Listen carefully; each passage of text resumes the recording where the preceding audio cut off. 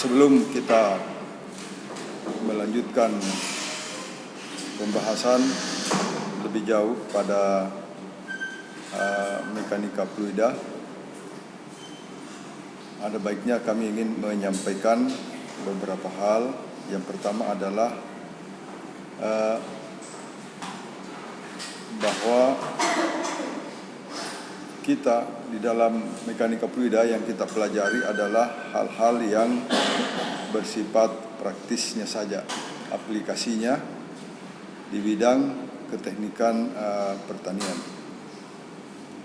Namun sebelum kita masuk kepada aplikasi, kita harus mengetahui persamaan-persamaan dasar atau formula-formula dasar yang terkait dengan mekanika aplikasi daripada mekanika fluida.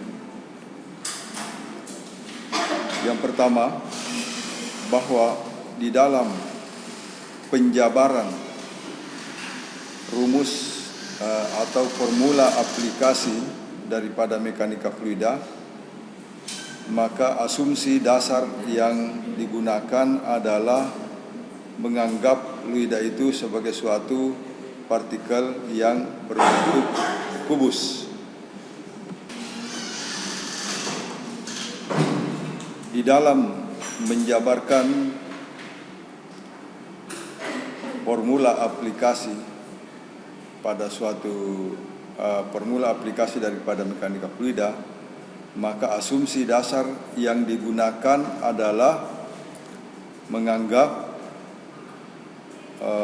fluida itu sebagai bagian terkecilnya bentuknya adalah kubus.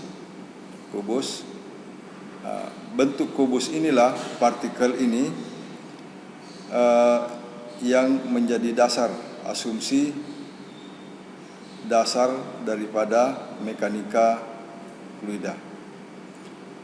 Apa yang terjadi pada suatu benda yang berbentuk kubus?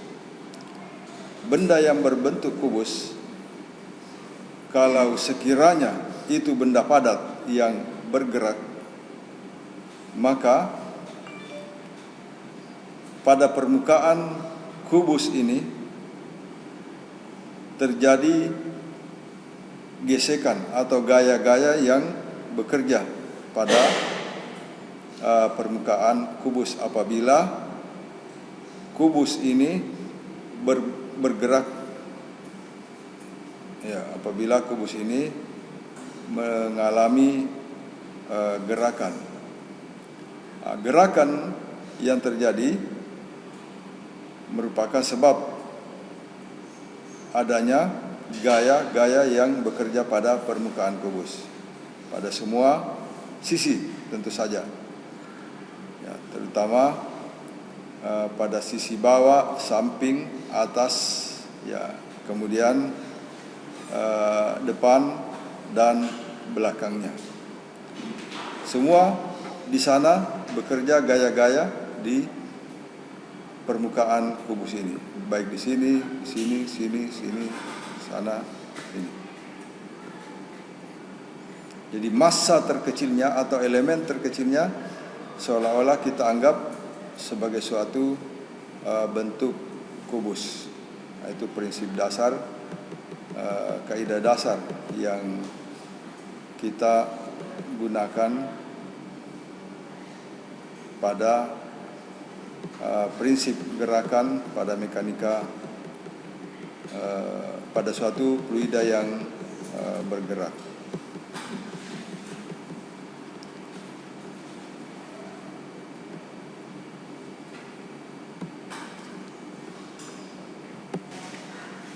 Kemudian elemen massa kita bayangkan seolah-olah mengalir dari suatu sisi ke sisi yang lain.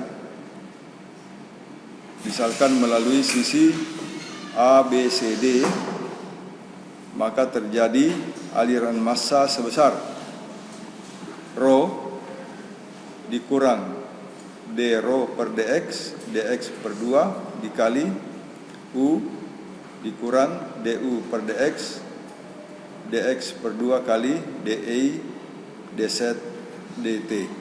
Ini pada sisi ABCD pada arah sumbu X. Ya, pada arah sumbu X. Persamaannya yang didapat adalah seperti ini. Nah, jadi mungkin nanti kemudian elemen massa yang mengalir keluar searah sumbu X, ya, yang meninggalkan kubus itu adalah dapat dikuantitaskan sebesar ini. Rho tambah d rho per dx, dx per 2 kali U kecepatan rata-rata ditambah du per dx, dx per 2 di per dz, di dz dikali dengan dt. Selanjutnya aliran total massa yang mengalir melalui sumbu X sebagai berikut: min rho du per dx ditambah U kecepatan rata-rata d rho per dx dikali dx di dz. Ini sama dengan aliran massa total, sama dengan min d per dx d rho kali U per dx kali dx di dz kali dengan dt. Sedangkan yang melalui sumbu A